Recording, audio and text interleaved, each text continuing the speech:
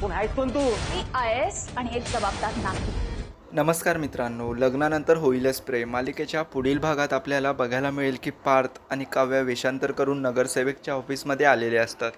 तर काव्या म्हणते की जोपर्यंत आम्हाला न्याय मिळणार नाही आम्ही इथून जाणार नाही. तर तो विचारू लागतो की कोण आहेत कोण तुम्ही. तेव्हा काव्या म्हणते की भावी IAS आणि या देशाची एक जागरूक व्यक्ती आणि तुझा आता पापांचा घडा भरला आहे असं काव्या म्हणते. तर इकडे जीवा नंदिनीच्या वतीने आता आर्याची माफी मागू लागतो. जीवा म्हणतो की नंदिनीच्या वतीने मी तुझी माफी मागतो. तेव्हा आर्या म्हणते की आज तू तिच्या बाजूने माफी मागतोयस, उद्या नंदिनीचं नाव घेऊन तू मला आय लव्ह यू म्हणशील. तर आर्याचं हे बोलणं ऐकल्यानंतर आता नंदिनी आणि जीवाला मोठा धक्काच बसतो. कारण आर्या सामंत ही दिसते तेवढी साधी भोळी नाही आहे. ती जीवा आणि नंदिनीच्या संसारात विष पेरायला आली आहे. आणि पुढे बाळ जन्मल्यानंतर तर हेच आपल्याला मालिकेत कदाचित पाहायला मिळू शकतं. जीवा नंदिनीने सरोगसी मदर म्हणून आर्याची निवड केली ही खूप मोठी चूक आहे.